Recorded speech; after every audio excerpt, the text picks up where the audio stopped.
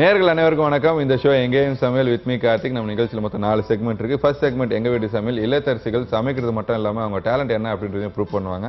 அடுத்தது சமையல்.com.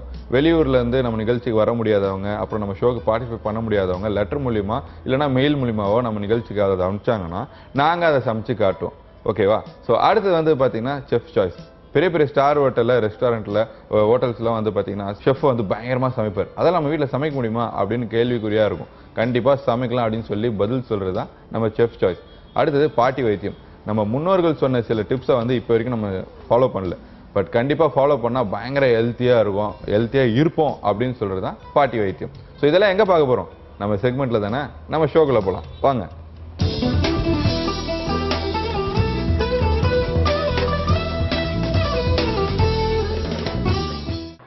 வணக்கம். வணக்கம். நல்லா இருக்கீங்களா? நல்லா இருக்கேன். குட்.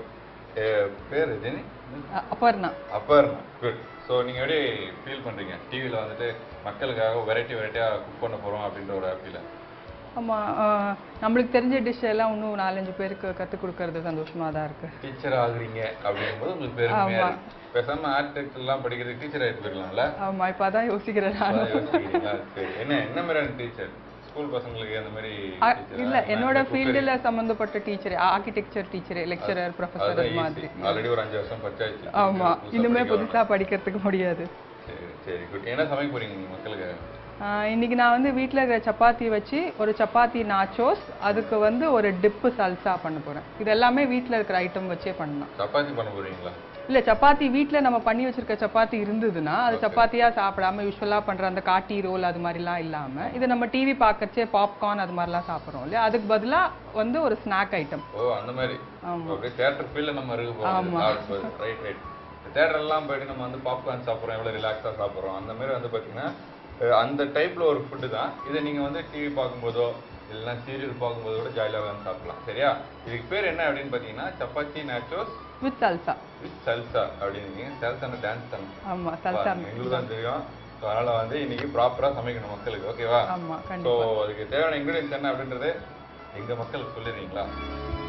சப்பாத்தி, தக்காளி, chilli powder, onion, oil, cucumber, tomato puree, chilli sauce, உப்பு, green capsicum, green chillies, red capsicum, கொத்தமல்லி. ஸோ தேவையான பொருள்லாம் ரொம்ப அழகாக சொல்லியாச்சு. அடுத்து செய்முறை தான் பார்க்க போகிறோம். பொதுவாக நம்ம சப்பாத்தி வந்து பார்த்தீங்கன்னா காலைல பிரேக்ஃபாஸ்ட்டாக சாப்பிடலாம், இல்லை டின்னராக சாப்பிடலாம். சரி, ஏதோ ஒன்று மதியானம் கூட சாப்பிட்டுக்கலாம் இருக்குது அப்படின்னு சொல்லிட்டு. இந்த இது எப்போ சாப்பிடலாம்? டீ பார்க்கும்போது தான் சாப்பிடணுமா அப்படின்னு நம்ம ஆளுங்க காலையில் டிவி ஆன் பண்ணி வச்சு நைட் வரைக்கும் பார்த்துனே இருப்பாங்களே? இல்லை, அப்படி இல்லை. நம்ம வீட்டுக்கு யாராவது ஃப்ரெண்ட்ஸ் வராங்க, ரிலேட்டிவ்ஸ் வராங்க அப்படின்னா கூட எப்போ பார்த்தாலும் பஜ்ஜி போண்டா அப்படின்னு செய்யாமல் இது மாதிரி ஸ்நாக்ஸ் மாதிரி செஞ்சு கொடுக்கலாம். ஓகே, அந்த மாதிரிலாம் செய்யாமல் இந்த மாதிரி செஞ்சு கொடுக்கலாம் அப்படின்னு இருக்கீங்க. அண்ட் இதில் நிறைய நம்ம வெஜிடபிள்ஸ் யூஸ் பண்ணுறதுனால ரொம்ப நல்லது கூட. இதில் எதுவுமே ஃபேட் ஐட்டம்ஸ் எதுவுமே இல்லை. இந்த சப்பாத்தி வந்து எண்ணெயில் பொரிக்கிறது தவிர மற்றபடி சல்சா எல்லாமே நம்மளுக்கு வந்து நல்லது. தேடி பார்க்குறேன் ஏதாவது இருக்கா அப்படின்னு சொல்லிட்டு. சரி, எனிவேஸ் ஃபர்ஸ்ட் என்ன வேணும் உங்களுக்கு? ஃபர்ஸ்ட் சப்பாத்தியை நம்ம கட் பண்ணிக்க போகிறோம் ட்ரையாங்கிள் ஷேப்பில். சப்பாத்தி இங்கே ரெடி. ஸோ உங்களுக்கு சப்பாத்தி கொடுத்தாச்சு. இதை நீங்கள் ட்ரையாங்கிளாக கட் பண்ணி அதில் போட போகிறோம். ஆமாம், போடுங்க.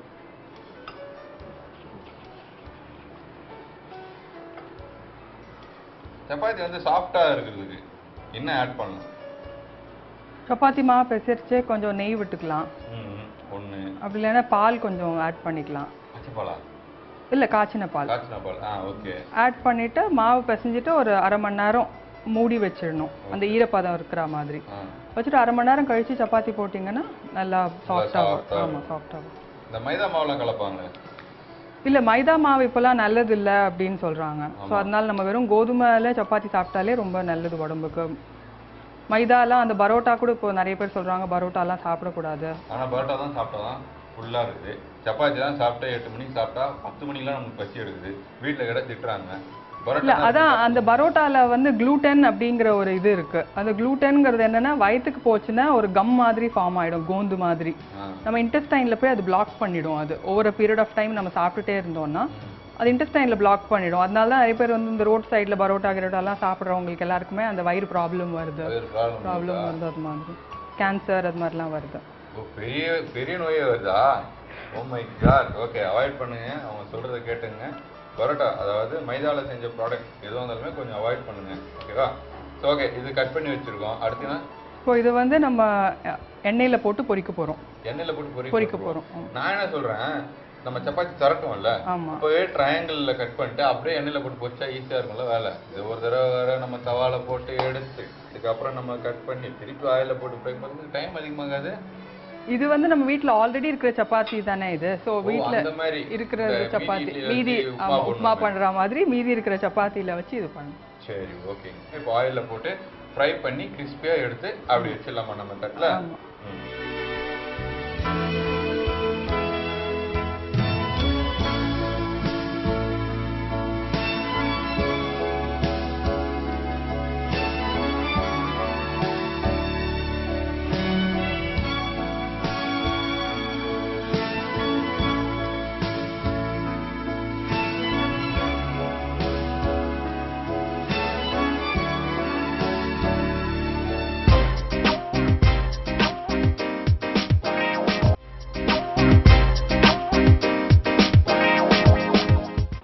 ஆயில போட்டு நல்லா ஃப்ரை பண்ணி எடுத்து வச்சாச்சு. இப்போ வந்து பாத்தீங்கன்னா நம்ம அந்த சினிமா தியேட்டர்ல பாக்குற மாதிரி தான் இருக்கு.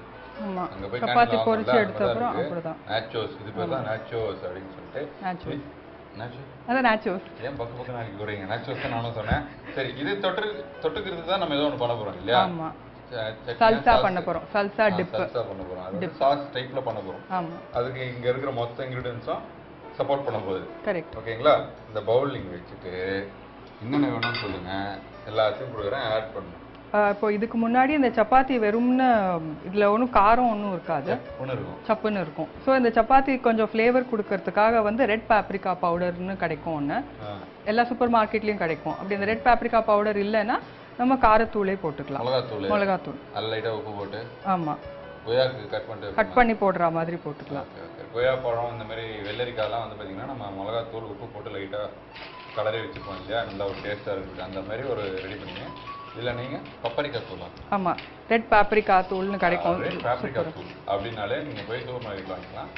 அது வாங்கி மேலே அப்படியே ஸ்ப்ரெட் பண்ணி விட்டா அந்த சூட்ல சாப்பிடும்போது கூட ஒரு மாதிரி காரச்சாரமா அப்படி இருக்கும். குழந்தைங்க சாப்பிட்ற மாதிரி இருந்தால் அதை அவாய்ட் பண்ணிடலாம்.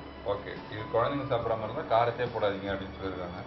சாட் மசாலா வேணா போட்டுக்கலாம் குழந்தைங்களுக்காக. மேலே சாட் மசாலா போட்டால் அது கொஞ்சம் அந்த இனிப்பு புளிப்பு டேஸ்ட் வரும். ஓகே, இப்போ அந்த சாஸ் பண்ணுறது சால்சா பண்ணுறதுக்கு ஃபர்ஸ்ட் என்ன இன்கிரிடியன்ட் வேணும்?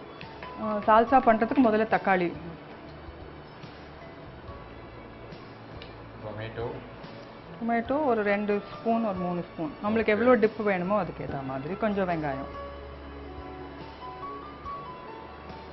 ஸோ நம்மளுக்கு அடுப்பு அப்படின்னு பார்த்தீங்கன்னா எண்ணெய் காய வச்சு சப்பாத்தி அந்த இதை ட்ரையாங்கிள் கட் பண்ணி நேச்சுரல் சாப்பிடுறது எண்ணெயில் பொரிச்சு எடுக்கிறது மட்டும்தான் கடாய் தேவைப்படும். மற்றது எல்லாமே நம்ம டக்குன்னு கட் பண்ணி வச்சுருந்தா பண்ணும். கொஞ்சம் வெள்ளரிக்காய், ஸோ வெள்ளரிக்காய் இப்போ ஆட் பண்ணியாச்சு. கொடமிளகா 2 பச்சை கொடமிளகா, அப்புறம் ரெட் கொடமிளகா. ஃபர்ஸ்ட் கோ, அதனால கிரீன், அடுத்து ஸ்டாப், அதுக்கு ரெட்.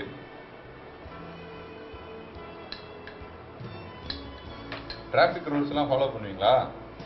வண்டியே ஓட்டுறது இல்லை, அதனால. நல்லது, வண்டியே ஓட்டாதனால நான் டிராஃபிக் சைடே போக மாட்டேன், காரில் உட்காந்து. கொஞ்சம் பச்சை மிளகா. இந்த பச்சை மிளகாவும் நம்ம குழந்தைங்களுக்கு கொடுக்குற மாதிரி இருந்தால் கொஞ்சம் கம்மியாக போட்டுக்கலாம், அவர் போடாமல் கூட இருக்கலாம், அவாய்ட் பண்ணிடலாம். ஒரு அவாய்ட் பண்ணா அந்த டேஸ்ட் நிக்காது நமக்கு, அந்த கிரீன் சில்லியோட டேஸ்ட். ஆக்சுவலி நாச்சோஸ் வித் வந்து சல்சா, அந்த சல்சாங்கிற டிப்பு கொஞ்சம் காரமாக தான் இருக்கும், ஏன்னா மெக்சிகன் டிஷ் எல்லாமே காரமாக இருக்கும். பட் நம்ம இந்தியனுக்கு ஏற்ற மாதிரி மாடிஃபை பண்ணிக்கலாம், குழந்தைங்களுக்கு ஏற்ற மாதிரி, பெரியவங்களுக்கு ஏற்ற மாதிரி. இது வந்து சில்லி சாஸ். இது சில்லி சாஸ். ஆமாம், ரெட் சில்லி சாஸ். இதுவும் நம்ம ஆல்ரெடி க்ரீன் சில்லிஸ் போடுறதுனால ரெட் சில்லி சாஸும் நம்ம பார்த்து அளவாக போட்டுக்கலாம். அது டொமேட்டோ பியூரி. டொமேட்டோ பியூரி இல்லாதவங்க டொமேட்டோ கெச்சப் கூட போட்டுக்கலாம். Okay, tomato பியூரி. தக்காளியை வேக வச்சு அந்த தோல் உரிச்சு மிக்ஸியில போட்டு எடுத்தா உங்களுக்கு டொமேட்டோ பியூரி. தேவையான அளவு சால்ட். மற்றபடி எல்லா இன்கிரிடியன்ட் ஆட் பண்ணியாச்சு. கொத்தமல்லி நல்லா பிச்சு போட்டு அவ்வளோதான். ஸோ நீங்கள் சொன்ன எல்லா இன்க்ரீடியண்ட்டும் இப்போ நம்ம ஒரு பவுலில் போட்டு மிக்ஸ் பண்ணியாச்சு. இப்போ இதை வந்து இப்படி தான் இருக்குமா, இல்லை நல்லா கூழ் மாதிரி நல்லா எப்படி சொல்கிறது சாஸ் மாதிரி ஆக்கிடணுமா? இல்ல சாஸ் Fine மாதிரி sauce ஆக்கிடணும். இல்ல ஃபைன் சாஸ் மாதிரி இருக்காது. Okay. இது வேணும்னா கொஞ்சம் நம்ம எக்ஸ்ட்ரா அந்த சில்லி சாஸும் அந்த டொமேட்டோ பியூரியும் ஆட் பண்ணிக்கலாம். பட் இப்படி தான் இருக்கும் அது. பேல்பூரி மாதிரி இருக்குது இதுல. ஓம்புடி போட்டா பேல்பூரி தான் போடுது இல்ல? பேல்பூரில் ஆமா நம்ம ஸ்வீட் சட்னிலாம் போடுவோம், கிரீன் சட்னிலாம். ஸோ நீங்க வந்து 2-in-1 நேச்சுரல் சாப்பிடலாம். அதாவது நேச்சுரல்ஸ் வந்து பாத்தீங்கன்னா வெறும்னே டொமேட்டோ சாஸ்ல கூட டிப் பண்ணி சாப்பிடலாம். பட் அது இது நம்ம இன்னும் கொஞ்சம் இது போட்டுக்கலாம், டொமேட்டோ பியூரி போட்டுக்கலாம். டொமேட்டோ பியூரி அதிகமாக போடணும்.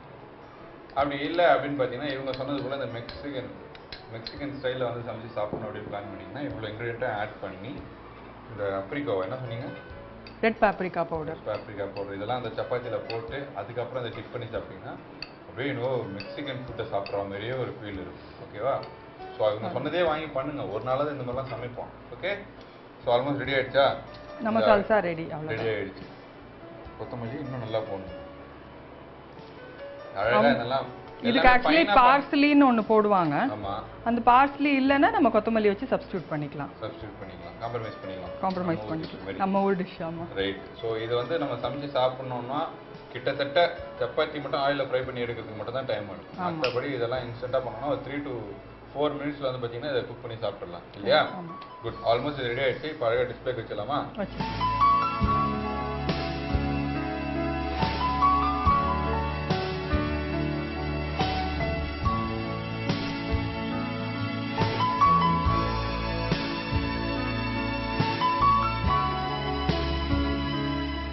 செம்மையா வந்து பார்த்தீங்கன்னா டிஸ்பிளே வச்சாச்சு. சுட சுட இதை நீங்கள் சாப்பிட்டீங்கன்னு வச்சிங்களேன், அந்த சால்சால டிப் பண்ணி கலகலா இருக்கும்.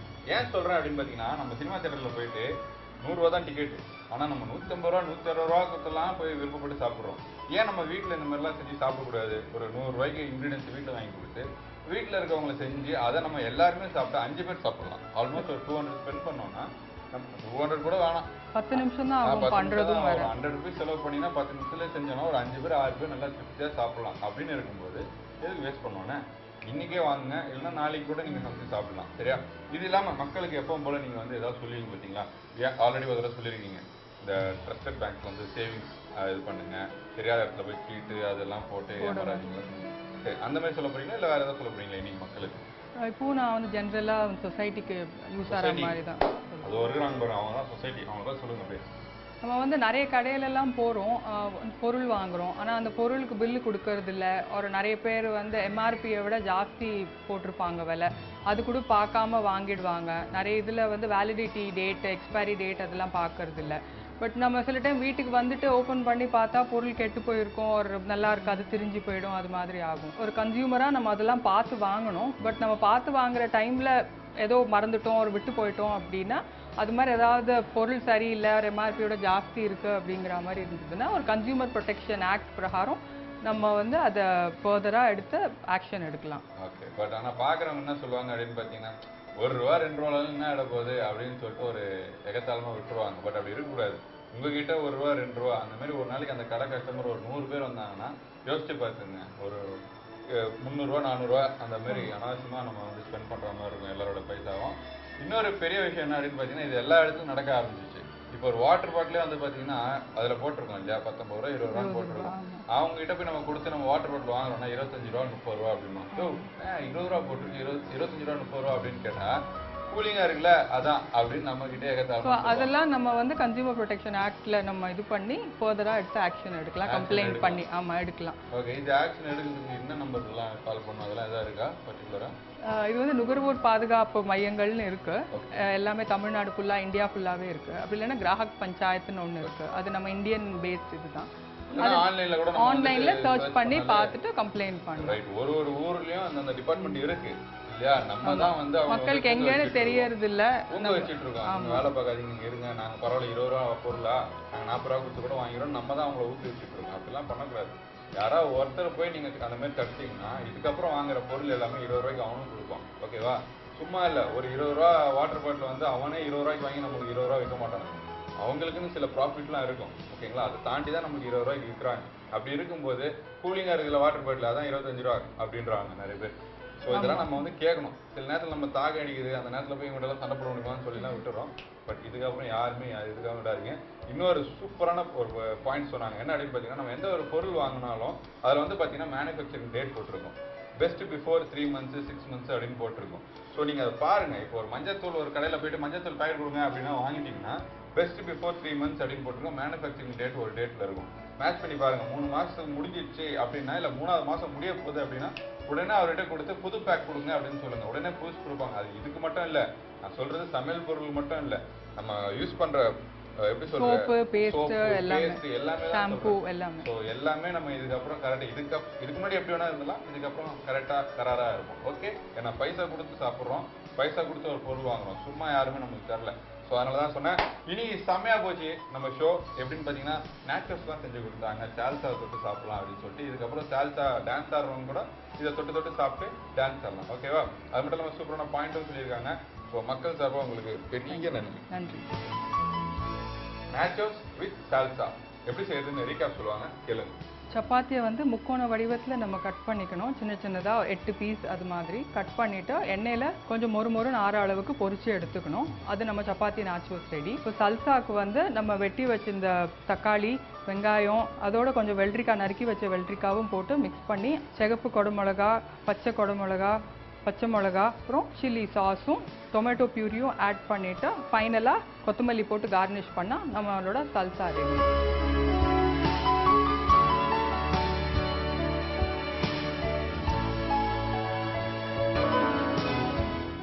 எங்க வீட்டு சமையல்ல நீங்க பார்ட்டிசிபேட் பண்ண இந்த நம்பருக்கு கால் பண்ணுங்க 9840042025.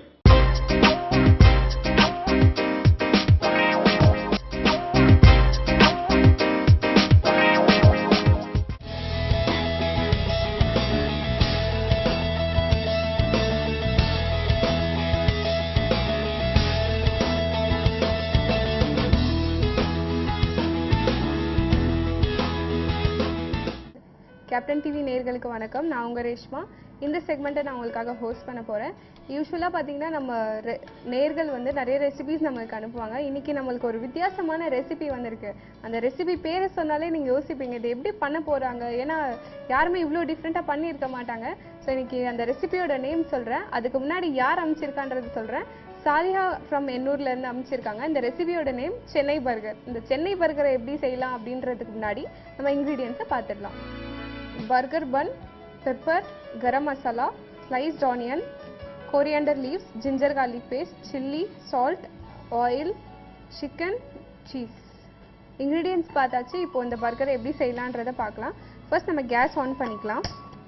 ஆன் பண்ணிவிட்டு ஒரு ஃப்ரைங் பேன் வச்சுக்கோங்க. மீடியம் சைஸ் பேன் வச்சுக்கிட்டா நல்லது, ஏன்னா இப்போது இதை நம்ம டீப் ஃப்ரை பண்ண போகிறோம். ஃபஸ்ட்டு பர்கரை நார்மல் பண்ணை விட நீங்கள் ஒரு பர்கர் பன் வாங்கி வச்சுக்கிட்டா நல்லாயிருக்கும். நார்மல் பன்லேயும் பண்ணலாம், பட் இது கொஞ்சம் சால்ட் டேஸ்ட் கொடுக்கும். ஸோ இதில் பண்ணும்போது ஒரிஜினல் டேஸ்ட் வரும் அந்த பர்கர் ரானுக்கு. பேன் ஹீட் ஆனோடனே நம்ம இப்போ ஆயில் போட போகிறோம். டீப் ஃப்ரை பண்ண போகிறதால நீங்கள் கொஞ்சம் ஆயில் அதிகமாகவே ஊற்றிக்கோங்க.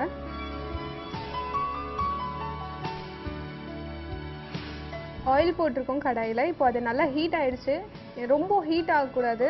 ஸோ இந்த ஸ்டேஜில் நம்ம பர்கர் எடுத்து ஃப்ரை பண்ணிப்போம்.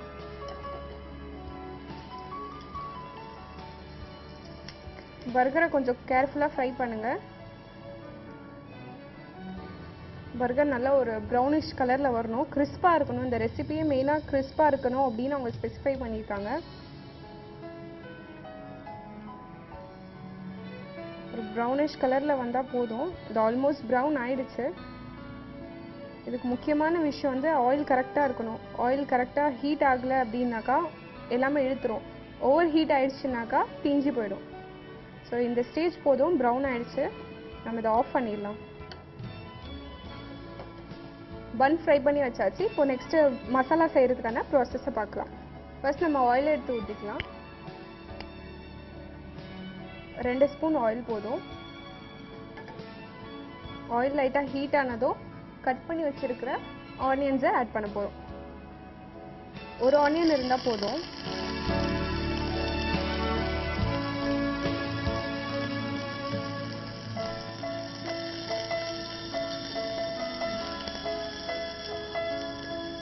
ஆனியன்ஸ் சாட்டே ஆகிறதுக்கு நம்ம கொஞ்சம் சால்ட்டை ஆட் பண்ணிக்கிறோம்.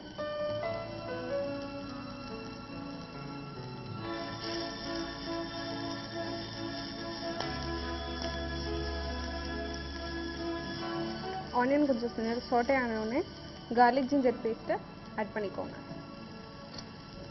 ஒரு 1/2 டீஸ்பூன் போதும்.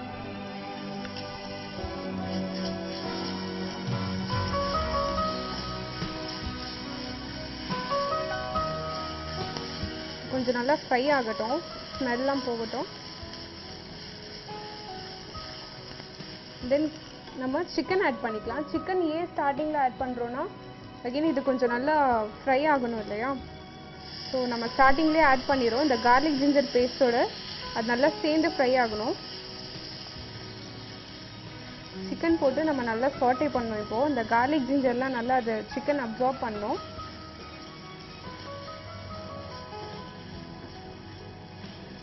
இன்கேஸ் உங்களுக்கு டைம் இல்லை அப்படின்னு நினச்சிங்கன்னா சிக்கனை முன்னாடியே நீங்கள் ஒரு ஹாஃப் பாயில் பண்ணி எடுத்துக்கலாம் குக்கரில், இல்லைன்னா அப்படியே பாயில் பண்ணி கூட எடுத்துக்கலாம், கொஞ்சம் சீக்கிரமாக ஆகிடும்.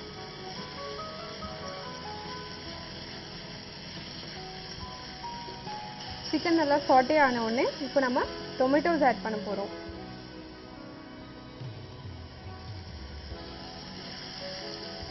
டொமேட்டோஸ் ஒரு 1 போதும், அதிகமாக வேண்டாம், புளிச்சிரும். ஒரு 1 மினிட் இல்லை 2 மினிட்ஸ் இதை ஃப்ரை பண்ணால் மட்டும்தான் இது நல்லா மர்ஜ் ஆகிடும். எல்லாமே சிக்கனோட சேர்ந்து இருக்கும், மசாலா மாதிரி இருக்கும்.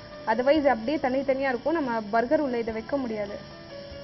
நீங்கள் சிக்கன் இப்படி வைக்கணும்னு கிடையாது, இதை விட இன்னும் சின்னதாக மின்ஸ் பண்ணி கூட வச்சிடலாம். நீங்கள் கடையில் கேட்டாலே அவங்க வந்து மின்ஸ் பண்ணி கொடுத்துருவாங்க, அதாவது கொத்து கறிக்குன்னு சொல்லுவாங்க தெரியுமா, அந்த மாதிரி.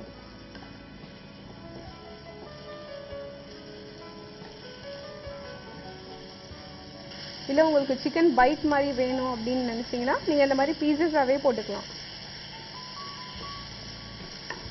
இந்த டொமேட்டோஸ்லாம் நல்லா மேஷ் ஆகணும்.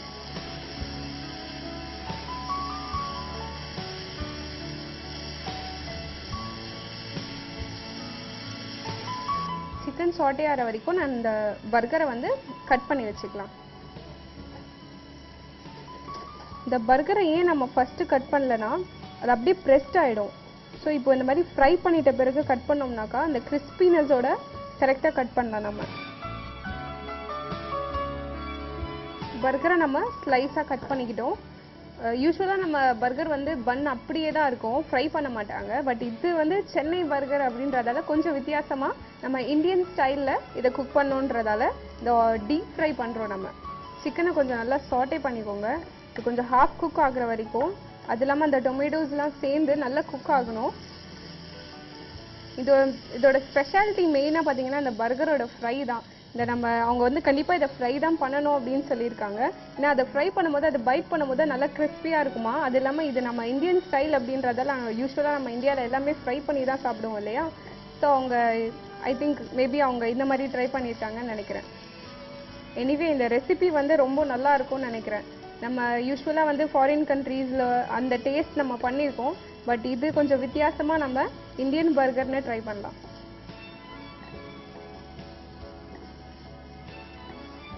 இது நல்லா ஹாஃப் குக் ஆகிடுச்சு.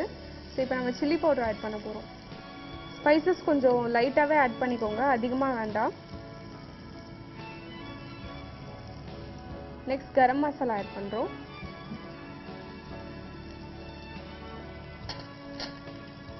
பெப்பர் பவுடர் ஜஸ்ட் ஒரு 2 பிஞ்ச்.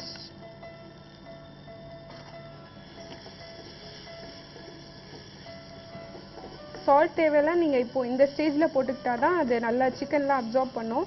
சால்ட் தேவையான அளவு திரும்பவும் போட்டுக்கோங்க.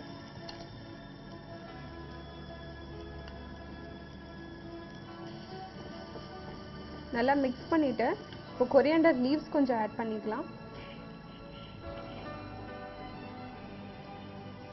கொரியாண்டர் லீவ்ஸ் ஆட் பண்ணுறதால அந்த சிக்கனோட ஸ்மெல்லாம் கொஞ்சம் தணிஞ்சு இந்த கொரியாண்டர் லீவ்ஸ்க்கான அந்த ஃப்ரெஷ் ஸ்மெல் அது கூட கலந்து ஸோ அந்த டேஸ்ட் வந்து கொஞ்சம் நல்லா இருக்கும் அப்படின்னு சொல்லியிருக்காங்க. இந்த முழுக்க இந்தியன் ஸ்டைல் மட்டும்தான், நம்ம வேறு எதுவுமே இதில் யூஸ்வலாக பார்த்தீங்கன்னா இந்த பேட்டிஸ்லாம் ரெடி பண்ணுவாங்க இல்லையா, அந்த மாதிரிலாம் நம்ம பண்ணணும்னு அவசியம் இல்லைன்னு நினைக்கிறேன். ஏன்னா அவங்க ரொம்ப ஈஸியாக கொடுத்துருக்காங்க இந்த ரெசிபீஸ் நமக்கு. நான் பேட்டி பண்ணணும்னா ரொம்ப டைம் எடுக்கும், இந்த பர்கர் தனியாக பண்ணணும், அப்புறம் அதுக்கான இன்க்ரீடியன்ட்ஸ் தனியாக வாங்கணும், ஒவ்வொரு சாஸஸ் இருக்குது தனியாக. ஸோ அந்த மாதிரி எதுவும் இல்லாமல் அவங்க டைரெக்டாக இதை பண்ணிட்டதால நமக்கு ரொம்ப ஈஸியாக இருக்குது. சிக்கன் குக் ஆயிடுச்சா அப்படின்றத கொஞ்சம் ப்ரெஸ் பண்ணி பார்த்துக்கோங்க. அப்படி ஆகலை அப்படின்னு தோணுச்சுன்னா லைட்டாக வாட்டர் கூட ஊற்றி நீங்கள் மூடி வச்சிடலாம். இல்லை ட்ரையாகவே வேணும் அப்படின்னாக்கா இப்படி பண்ணிக்கலாம். இப்போ நம்ம லைட்டாக அதில் வாட்டர் ஊற்றிக்கலாம். ஒரு 2 ஸ்பூன்ஸ் போட்டால் போதும், அதிகமாக தேவையில்லை.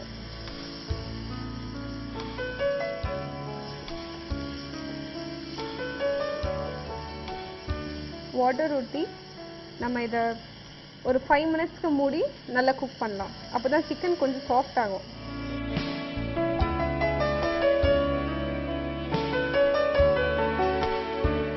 சிக்கன் இப்போ குக் ஆகிருக்கும்னு நினைக்கிறேன். ஒரு 5 மினிட்ஸ் ஆயிடுச்சு. இப்போ நம்ம இந்த பர்கரை வந்து ஸ்டஃப் பண்ண போகிறோம். ஃபர்ஸ்ட் நம்ம சாஸ் ஊற்றிக்கலாம். இதில் கெச்சப் லைட்டாக ஆட் பண்ணால் போதும். இது ஆப்ஷனல் தான். உங்களுக்கு வேறு ஏதாவது சாஸஸ் தேவை அப்படின்னாக்கா நீங்கள் யூஸ் பண்ணிக்கலாம். ஒயிட் சாஸஸ்லாம் இருக்குது, உங்களுக்கு அது தேவைன்னா கூட யூஸ் பண்ணிக்கலாம். ஒரு லேயர் மட்டும் நான் இப்போது இந்த கெச்சப் யூஸ் பண்ணிக்கிறேன். நெக்ஸ்ட் இப்போது நம்ம இதில் ஆனியன்ஸ் வைக்க போகிறோம். தின் ஸ்லைஸ்ட் ஆனியன் எடுத்து ஒரு 2 ஸ்லைசஸ் எடுத்து நீங்கள் வச்சா போதும். டொமேட்டோ ஸ்லைசஸ் வைங்க. நெக்ஸ்ட் நம்ம ரெடி பண்ணி வச்சிருக்கிற இந்த சிக்கன் ஸ்டஃப். உங்களுக்கு ஸ்டஃப் எவ்வளோ தேவையோ நீங்கள் ஆட் பண்ணிக்கலாம். அதிகமாக வேணும்னா கூட நீங்கள் வச்சுக்கலாம். இல்லை உங்களுக்கு ஆனியன்ஸ் கம்மியாக வேணும் அப்படின்னா கூட இதை கம்மி பண்ணிவிட்டு நீங்கள் ஸ்டஃபிங்ஸ் மட்டும் அதிகமாக வச்சுக்கலாம். பட் அவங்க கொடுத்த ரெசிபி பிரகாரம் நம்ம செய்கிறதால அவங்க சொன்ன மாதிரியே நான் செய்கிறேன். அகெயின் நம்ம ஒரு லேயர் டொமேட்டோஸ் ஆட் பண்ணுறோம். ஒரு ஆனியன் ஆட் பண்ணலாம். நெக்ஸ்ட்டு சீஸ் ஆட் பண்ணுறோம். சீஸ் நீங்கள் ஸ்லைஸாகவும் யூஸ் பண்ணிக்கலாம், அல்லது அந்த கியூப் இருக்கு இல்லையா, அதை வாங்கி துருவி கூட யூஸ் பண்ணிக்கலாம்னு சொல்லியிருக்காங்க.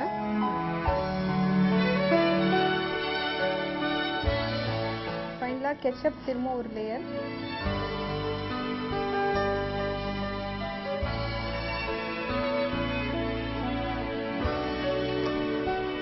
கெச்சப்பை நல்லா ஸ்ப்ரெட் பண்ணிடுங்க.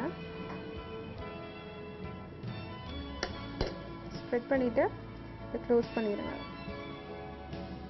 ஸோ இந்த ஸ்டஃபிங்ஸ்லாம் முடிச்சிட்டா நம்ம சென்னை பர்கர் ரெடி.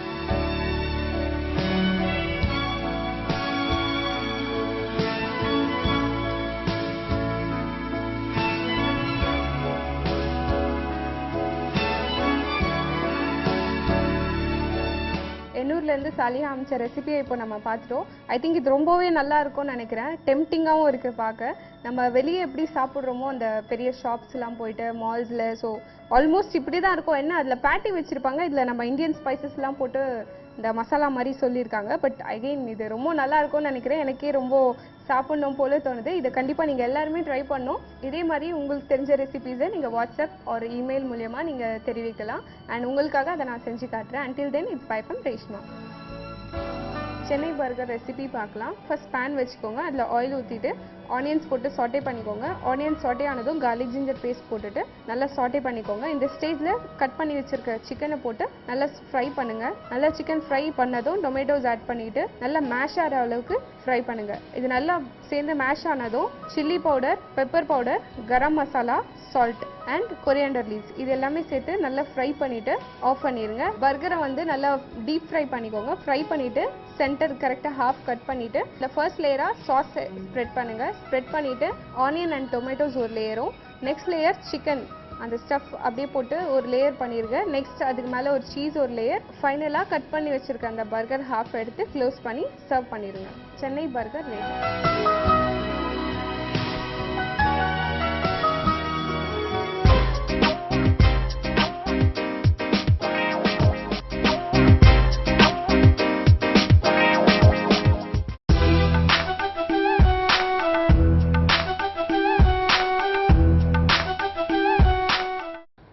வணக்கம் சார். உங்களுக்கு வணக்கம். வணக்கம், நல்லா இருக்கீங்களா? நல்லா இருக்கேன் சார். Good sir. இன்னைக்கு செய்ய போகிற வந்து சேமியா லாஹோர் பிரியாணி. சேமியா லாஹோர் பிரியாணி. எல்லாரும் வீட்டில் பார்த்தீங்கன்னா சேமியா செய்வாங்க. சேமியா எப்படி செய்யறது, அது சில டைம் பால் ஊற்றி செய்வாங்க, வாட்டர் ஸ்பைசி ஊற்றி செய்வாங்க. பட் இது வந்து சேமியா பிரியாணி செய்ய போறோம் லாஹோர் ஸ்டைல். ஓ நீங்க சேமியா பிரியாணி செய்ய போறோம் தான் எவ்வளவு நேரம் இழுத்து சொன்னீங்களா? சேமியா செய்ய போறோம் இந்த சேமியா எப்படி செய்யறது? இந்த அரிசி மாவெல்லாம் வச்சு புழிஞ்சு மெலிசா வருமே காய வைப்பாங்க அந்த மாதிரி. அந்த சேமியா I thought like that. It's not like that. Not like that. Okay, totally different doing. Yeah. Okay, the dish name what? சேமியா லாஹோர் பிரியாணி. சேமியா lover biryani. Lahore. Lahore. Okay, Lahore na enadhu? Lahore mean one Punjab, one place, his name is Lahore. Okay. So அதனால வந்து Lahore biryani. அந்த ஊர்ல ஒரு famous இது. North Indian dish நீங்க சமைக்க போறீங்க. It is not South Indian. It is not for North Indian. பஞ்சாப்னா but there is making people with North Indian food. Okay, அதாவது பட்டது ஷெஃப் சொல்ல வரது என்ன அப்படினு பாத்தீங்கன்னா அங்க இருக்கிற இன்கிரிடியன்ட்ஸ் இல்லாம நம்ம ஊர்ல யூஸ் பண்ற இன்கிரிடியன்ட்ஸ் வச்சு சவுத் இந்தியன்ல நான் மக்களுக்காக புரியுற மாதிரி தெளிவா சமைச்சு சொல்லி தர போறேன் அப்படினு சொல்லிருக்காரு. இருந்தாலும் வெரி குட். இன்னைக்கு நம்ம ஷெஃப் தான் ஓபனிங் கொடுத்திருக்காரு. அதுக்கு வந்து ஃபர்ஸ்ட் அப்ரிஷியேட் பண்ணிடலாம். அவர் செய்ய போற டிஷ்ஷோட நேம் என்ன அப்படினு பாத்தீங்கன்னா சேமியா லவர் பிரியாணி அப்படினு சொல்லிட்டு இது வந்து ஒரு வெஜிடேரியன் டிஷ். கண்டிப்பா எல்லாருக்கும் பிடிக்கும். ஓகேவா? சோ இந்த வேலைக்கிழமை சனிக்கிழமைலாம் நான் வந்து வெஜிடேரியன் தான் சாப்பிடுறேன் அப்படின்னு சொல்ற நிறைய பேருக்கு இது கண்டிப்பா செம்மையா இருக்கும். ஓகே, சோ இப்போ ஷெஃப் சொல்லுங்க. இப்போ வந்து நம்ம ஒரு இன்கிரிடியன்ட் பேரா சொல்லிட்டு அடுத்து நம்ம வந்து செய்முறை ஸ்டார்ட் பண்ணலாம். ஓகேவா? ஆமா. பாயில்ட் சேமியா, ஆனியன், கொத்தமல்லி leaves, red chilli powder, bean sprout, புதினா, ஆயில், salt, பட்டா லவங் கிராம், chilli, ginger garlic paste, ghee, கல்பாசி, டொமேட்டோ. அடுத்து செய்முறை தான் ஸ்டார்ட் பண்ண போறோம். ஷெஃப் ஆவலா ரெடியா வெயிட் பண்ணிட்டு இருக்காரு. நீங்களும் ஆவலா எதிர்பார்த்துட்டு இருப்பீங்க என்ன செய்ய போறாரு அப்படின்னு சொல்லிட்டு பார்ப்போம். நம்ம வீட்டுல பிரியாணி செய்வோமே அதே மாதிரி தானே இதுவும் செய்வாங்க அப்படின்னா கிடையவே கிடையாது. இது வேற மெத்தட். இந்த மெத்தட் என்னென்ன இன்கிரிடியன்ட்லாம் ஃபர்ஸ்ட் ஆட் பண்றாங்கன்றதை கவனிச்சுட்டு வாங்க. லாஸ்ட்ல பார்ப்போம். So first step. First oil sir. Pan heat பண்றோம். ஸோ ஃபர்ஸ்ட் ஸ்டெப் வந்து பார்த்தீங்கன்னா நம்ம வந்து கடாய் ஹீட் பண்ணிட்டோம். ஆமாம். Oil. Oil. Sunflower oil. Refined oil. Yeah. என்ன ஆயில்? Refined oil. Okay. Oil don't put much, little oil enough. Okay much. So நம்ம இது ஆயிலை நல்லா ஹீட் பண்ணுறோம். ஓகே, நல்லா ஹீட் பண்ணிவிட்டு அந்த பட்டை லவங்க இதெல்லாம் இருக்குது. ஆமாம், மசாலா ஐட்டம்ஸு. பட்டை லவங்கம் ஏலக்காய் இதில் வந்து 3 இருக்குது. ஃபஸ்ட்டு நம்ம என்ன போட போகிறோன்னா ஒரு 2 பீஸ் இல்லை ஒரு 3 பீஸ் ஏலக்காய். இது நல்லா கொஞ்சம் ஃப்ரை ஆகணும். ஏலக்காய் நல்லா ஃப்ரை ஆகும். ஆமாம், நல்லா ஃப்ரை ஆகணும். ஃப்ரை ஆகிறதுக்கு அப்புறம் தான் அது வாசனை வேறு மாதிரி கிடைக்கும். அது ஏலக்காய் மூடி இருக்கு, வெடிஞ்சிடாது? வெடியாதா? போயிடுங்க வடிகம். போயிடுங்க சார், வடிகம். அதுக்கு அடுத்தது பட்டா கிராம்பு. சும்மா கொஞ்சம் கொஞ்சமா வீட்டுல இருக்கே சும்மா 4-5 இருக்கு, இதை போட்டு மொத்தமா சமைச்சிடலாம் அப்படின்னா இருக்கக்கூடாது. மொத்தமா சமைச்சிங்கன்னா ஓவர் மசாலா வேணும். கல்பாசி. ஓகே, வெடிய ஆரம்பிச்சிச்சு. கல்பாசி. ஓகே, கல்பாசி கொஞ்சோண்டு போட்டு கொஞ்சம் நல்லா கொஞ்சம் மிக்ஸ் பண்ணிட்டு. ஓகே, இந்த மசாலா கொஞ்சம் ஆனியன். ஓகே. ஆல்ரைட். இப்போ நம்ம வந்து இது ஆனியனை கொஞ்சம் நல்லா பொரிக்கணும், கொஞ்சம் ஃப்ரை ஆக மாதிரி. ஸோ லவர் ஸ்டைலே செய்யலாம்ல? Lover style no, Lahore. சரி, அந்த ஊர் ஸ்டைலே செய்யலாம்ல இன்கிரிடியன்ட்லாம் ஆட் பண்ணி. ஏன் சவுத் இந்தியன் ஸ்டைலில் சமைக்கிறீங்க? அதாவது அந்த ஸ்டைலில் செஞ்சால் நம்ம தமிழ்நாடு மக்களுக்கு அது ஒரு மாதிரி இருக்கும், right? So that's why I have to make Lahore style. And நம்ம ஸ்டைல் வந்து திங்க் ஆல் இஞ்சி பூண்டு பேஸ்ட் போட போகிறோம். இப்போது இஞ்சி பூண்டு பேஸ்ட் நம்ம ரொம்ப ஜாஸ்தி செய்யக்கூடாது, லைட்டாக. இது கொஞ்சம் நல்லா மிக்ஸ் பண்ணணும். ரொம்ப லைட்டாக தான் போட்டுக்கிறீங்க.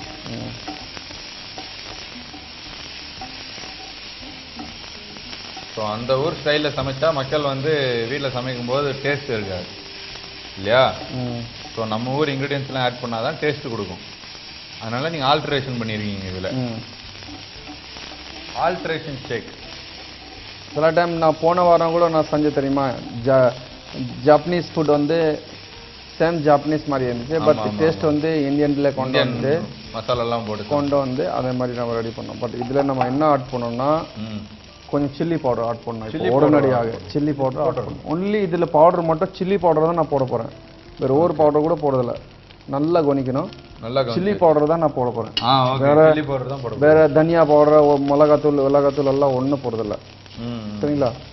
போட்டுறதுக்கு அப்புறம் கொஞ்சம் ஃப்ரை ஆகிட்டா கொஞ்சம் தண்ணி ஊற்றணும். Okay okay. அந்த மசாலா வந்து ஈவனா குக் ஆயிடும். இப்போவும் வந்து இந்த சில்லி வந்து இந்த ஆயிலே ஃப்ரை ஆகணும். இந்த டிஷ் ரெடியாக இருந்தால் மோஸ்ட்லி இந்த ஆயிலே சில்லி ஃப்ரை பண்ணால் அது taste is giving extra more. More extra more. Give me tomato. That's fine. So இப்போ நம்ம வந்து மசாலா பிரியாணி மசாலா ரெடி ஆயிடுச்சு. டேஸ்ட் மோஸ்ட்லி ரெடி ஆயிடுச்சு. இதெல்லாம் பேசிக்கா நம்ம வீட்ல பண்ணுவோமா? இல்ல இந்த மாதிரி தான் பண்ணுவோமா? இல்ல ஆக்சுவலி நான் வந்து பிரியாணி பார்த்தீங்கன்னா ஆர்காடி ஸ்டைல் பிரியாணி ரெடி பண்ணுவோம், Hyderabadi style biryani and I mean dumpling biryani. So different type of biryani I will make it mohal biryani. Biryani is not like that. Biryani is dum biryani.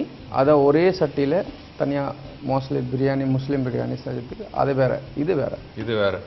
So இது ready ஆயிடுச்சு. இந்த masala ready ஆகிட்டே இருக்கு. அடுத்து என்ன பண்ணுறோம்? அடுத்த வந்து இதுக்கு நல்லா தக்காளி நல்லா மாஸ் ஆகணும். தக்காளி தெரியக்கூடாது. தக்காளி நல்லா மேஷ் ஆனதுக்கு அப்புறம் தான் நம்ம மற்ற இன்கிரிடியன்ட் ஆட் பண்ணணும். ஸோ அது வரைக்கும் நல்லா குக் பண்ணிட்டே இருக்கணும். அது வரைக்கும் நல்லா நம்ம ஃப்ரை பண்ணணும். ஓகே.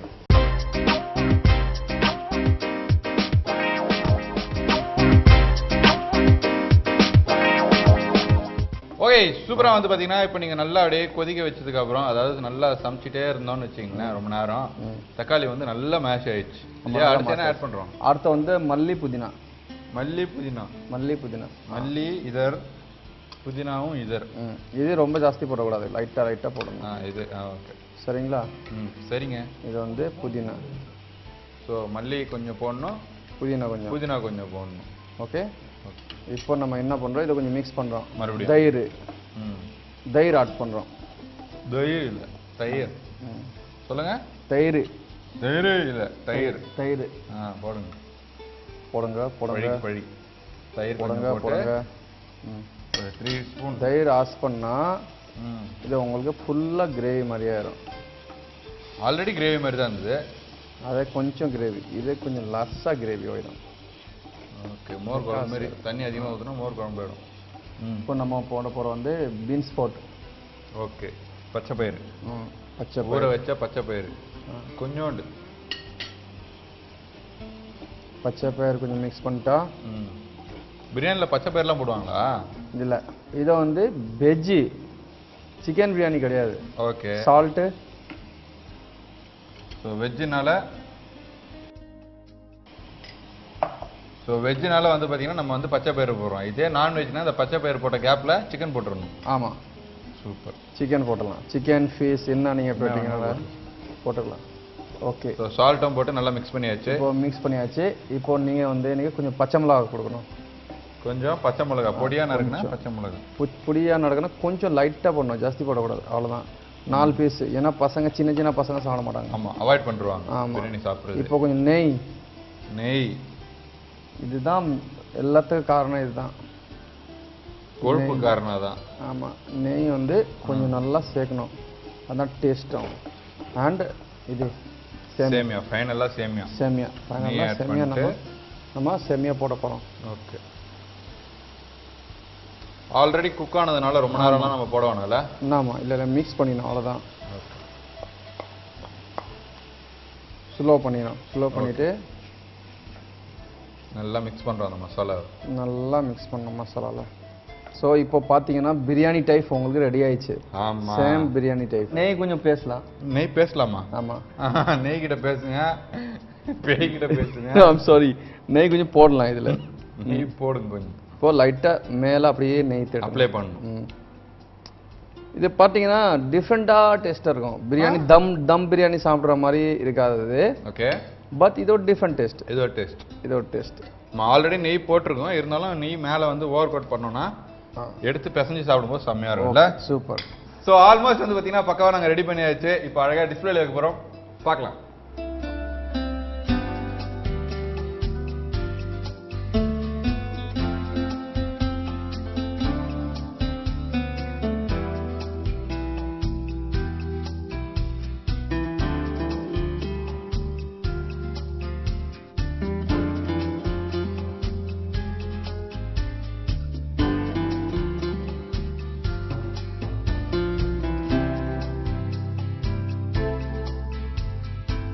செம்மையா வந்து பாத்தீங்கன்னா சுட சுட ஆவி பறக்க இப்போ நீங்க பார்த்துட்டு இருப்பீங்க. இந்த டிஷ் வந்து பாத்தீங்கன்னா உங்களுக்கு கண்டிப்பா இனிமேல் பிரியாணி அப்படின்னா நீங்க சேமியா பிரியாணி தான் செய்யணும் அப்படின்னு பிளான் பண்ணீங்கன்னா இதை செஞ்சு சாப்பிடுங்க.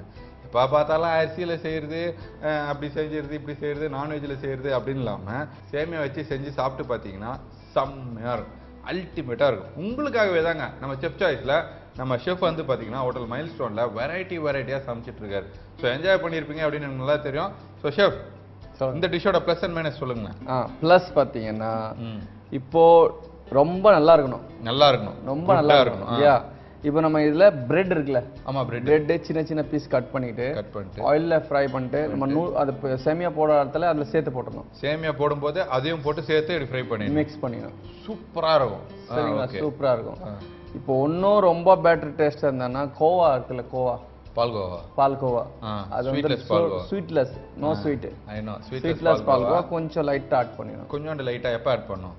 அந்த நம்ம நூடுல்ஸ் மீன் சேமியா போடுறோம்ல அந்த டைம்ல அதையும் ஆட் பண்ணி சமைச்சனா செம்மையா இருக்கும். இது வந்து பிளஸ் அடிஷனலா இன்கிரிடியன்ட்ஸ் போட்டா செம்ம டேஸ்ட் கொடுக்கும். ஓகே, மைனஸ் என்ன சொல்லுங்க? மைனஸ் பாத்தீங்கன்னா இது ஜாஸ்தி பாயில் பண்ண கூடாது. எது? ஃபர்ஸ்ட் சேமியா ஜாஸ்தி பாயில் பண்ண கூடாது. ரொம்ப ஜாஸ்தி பாயில் பண்ணா கொல நேரம். அதுக்கு அப்புறம் இந்த ஹஸ்மத் சேஃப்க்கு செக் திட்டுவீங்க, என்னடா இந்த சேஃப் இப்படி கத்து கொடுத்துட்டாங்க. அவங்க திட்ட மாட்டாங்க. ஏன் சொல்லுங்க? சொல்லுங்களேன். அப்படியே அதுல ஒரு கிளாஸ் பாலை ஊத்தி பாயாசமா குடிச்சிருவாங்க. செம்ம ஆளுங்க நம்ம. அவ்வளவுலாம் கவுண்ட் கிடையாது. So you don't boiled more சேமியா. மோர் இல்ல, அது அதிகமா நீங்க வந்து பாயில் பண்றாதீங்க நம்ம ஷெஃப் சொல்ல வராரு. அடுத்தது வந்து ஆயில் ஜாஸ்தி சேர்க்க கூடாது. ஃபர்ஸ்ட் ஆயில் ஜாஸ்தி சேர்க்க கூடாது. சேர்த்தனா அது ஃபுல்லா ஆயிலே வந்துரும். லைட்டா ஆயில். அப்போ இஞ்சி பூண்டு பேஸ்ட் வந்து லைட்டா எல்லாம் வந்து லைட்டா போடணும். ஜாஸ்தியா போடக்கூடாது. சில்லி பவுடர் லைட்டா, எல்லாத்தையும் லைட்டா போடணும். ரொம்ப வந்து கீ தான் இதுக்கு மெயின் டேஸ்ட். கீ அண்ட் கல்பாசி இதை மறக்க வேணாம். கல்பாசி, பட்டா, லவங்கம். அதாவது ஃபர்ஸ்ட் நம்ம ஆயில் போடுறது எல்லாம் போடுறோம்ல, அப்பவே வந்து கல்பாசி கொஞ்சம் தான் போடணும். அதாவது கொஞ்சம் நார்மலா போடணும், நிறைய போடக்கூடாது. ஓகே, அதே மாதிரி நெய் வந்து நீங்க சொன்னது போல எல்லாம் சமைச்சு முடிச்சதுக்கு அப்புறம் என்னதான் சமைக்கும் போதே நெய் ஆட் பண்ணாலும் ஃபைனலா நான் வந்து அந்த பேன் வந்து பாத்தீங்கன்னா மேலடி ஓவர் கோட் பண்ணிடணும் நெய் போட்டு. அப்ப என்ன இருக்கும்னா செம்மையா இருக்கும், ஃபிளேவர் இருக்கும். Good, very good. இன்னைக்கு ஒரு பெஸ்ட் ஃபுட் நம்ம செஃப் சாய்ஸ்ல வந்து பாத்தீங்கன்னா எங்கேயும் சமையல் வந்து சமைச்சு கொடுத்துருக்கீங்க. ஸோ அதுக்கு எங்க மக்கள் சார்பா உங்களுக்கு வாழ்த்துக்கள். இந்த சுட சுட டிஷ் எப்படி செய்யுதுன்னு நம்ம ஷெஃப் ரீகேப் சொல்லுவாரு, கேளுங்க. கடாயில் கொஞ்சம் ஆயில் போடுங்க. அப்புறமா ஏலக்காய், அது ஏலக்காய் கொஞ்சம் நல்லா ஃப்ரை ஆனால் பட்டா, கிராம் அண்ட் கல்பாசி அந்த மூணை கொஞ்சம் ஃப்ரை பண்ணணும். கொஞ்சம் லைட்டாக ஃப்ரை பண்ணதுக்கு அப்புறம் நம்ம ஆனியன் சாப் பண்ணுறோம். அது கொஞ்சம் ஃப்ரை ஆகும். ஃப்ரை ஆகிறதுக்கு அப்புறம் நம்ம என்ன பண்ணுறோம், ஜிஞ்சர் அண்ட் கார்லிக் போடுறோம். அதை கொஞ்சம் நம்ம அதில் ஃப்ரை பண்ணுறோம். நம்ம சில்லி பவுடர் போடுறோம். அப்புறமா தக்காளி போடுறோம். கொஞ்சம் வாட்டர் ஊற்றுறோம். வாட்டரை கொஞ்சம் ஊற்றுறதுக்கு அது மாஸ் ஆக வரைக்கும் நம்ம கொஞ்சம் வாட்டர் ஊற்றிட்டு அதை மாஸ் பண்ணிடணும் தக்காளி. இப்போ தக்காளி மாஸ் ஆயிடுச்சுன்னா அதுக்கப்புறம் நம்ம புதினா, கொத்தமல்லி, தயிர், சால்ட் இதை மூணு போட்டதுக்கு அப்புறம் நல்லா மிக்ஸ் பார்த்ததுக்கு குழம்பு மாதிரி கொஞ்சம் கிரேவி மாதிரி வந்துடும். கிரேவி மாதிரி ரெடி ஆகிறதுக்கு அப்புறம் பாயில் சேமியா வந்து அதில் ஆட் பண்ண போகிறோம். ஆட் பண்ணிவிட்டு கொஞ்சம் மிக்ஸ் பண்ணால் அது மசாலா ஃபுல்லாக அது செம்மியாக ஃபுல்லாக மிக்ஸ் ஆகிரும். செம்மியாக ரெடி ஆகிறதுக்கு அப்புறம் லாஸ்ட்டில் கொஞ்சம் நெய் போட்டு பார்த்தீங்கன்னா உங்களுக்கு செம்மியா லார் பிரியாணி ரெடி.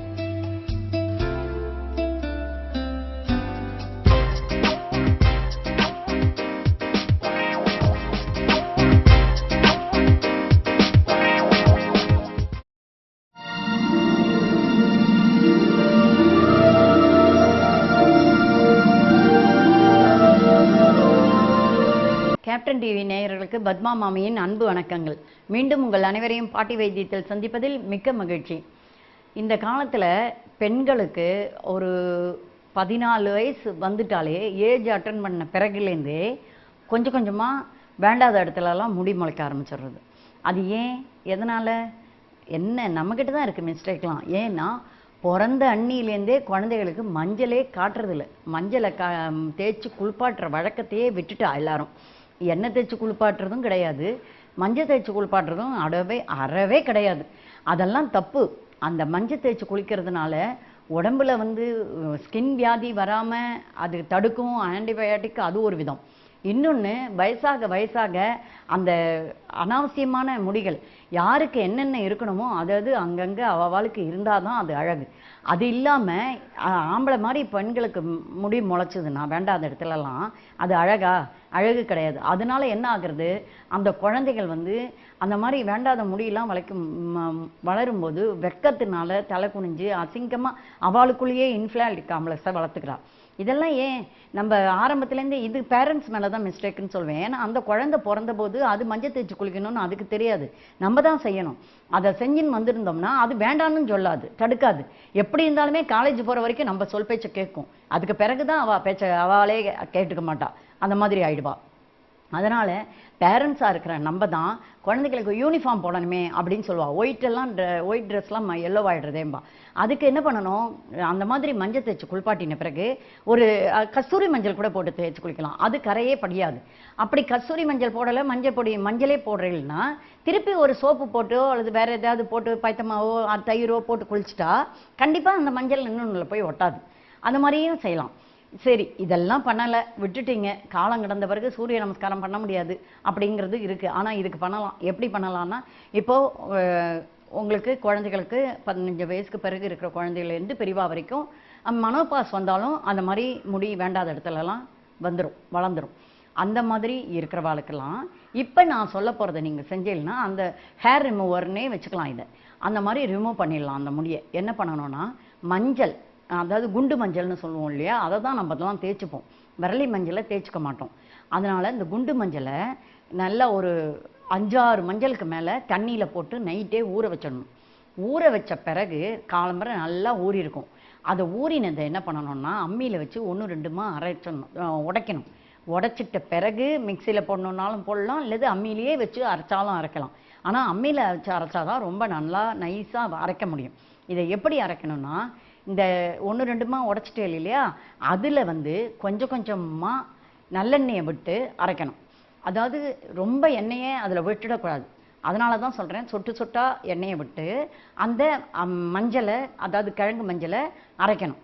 நல்லா பேஸ்ட் அளவுக்கு அரைச்சிட்டு அதை வந்து எங்கெல்லாம் ஆக்சுவலாக உடம்பு பூராவுக்குமே தேய்ச்சிக்கலாம். முக்கியமாக மீசை வர மாதிரி இருக்கும், தாடி வர மாதிரி இருக்கும், சில பேருக்கு 1-2 இங்கே இருக்கும், கழுத்துக்கிட்ட இருக்கும், அப்புறம் மார்பகத்தில் இருக்கும். அந்த மாதிரிலாம் இருக்குன்னா அந்த இடத்துலலாம் வேண்டாது. கையில் இருக்கும், காலில் இருக்கும். இதெல்லாம் வேண்டாத இடங்கள்னு லேடிஸை பொறுத்த வரைக்கும் முடி இருக்கக்கூடாதுன்னு நினைக்கிறோம். அப்போது அந்த இடத்துலலாம் நல்லா இந்த மஞ்சளையும் நல்லெண்ணையும் போட்டு அரைச்சி வச்சுருக்கோம் இல்லையா, அதை ஃபுல்லாக தடவிடணும். எல்லா இடத்துலையும் நல்லா தடவிட்டு, அப்படி கை கால்லலாம் இல்லை மீசை மட்டும் வர மாதிரி இருக்குது அப்படிம்பாங்க மனோபாஸ் வந்தவங்க, அவளுக்கெல்லாம் அங்கே மட்டும்தான் அதிகமாக வரும், கை காலெல்லாம் அதிகமாக இருக்காது முடி. அவெல்லாம் அங்கே மட்டும் அப்ளை பண்ணாலும் போதும், அதுக்கு தகுந்த மாதிரி அரைச்சிருந்தாலும் போதும்.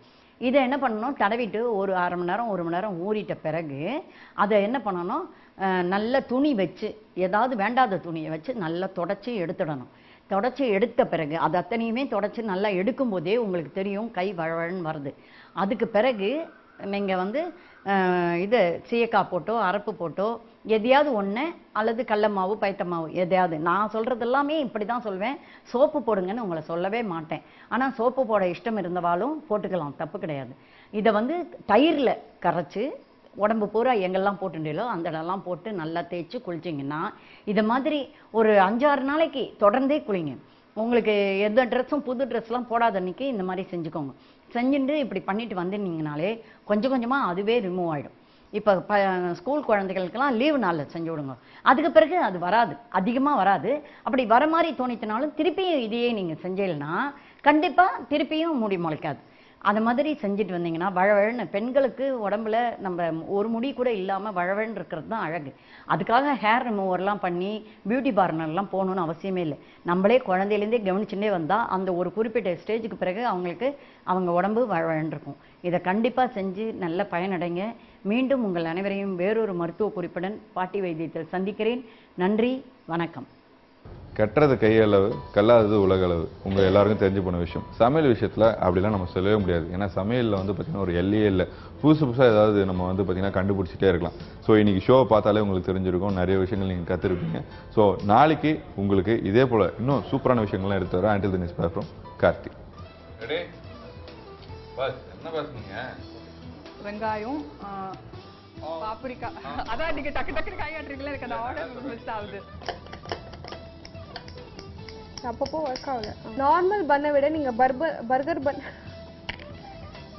பன் ஃப்ரை பண்ணி சார் உங்களுக்கு வணக்கம். போடா, வேணாம்.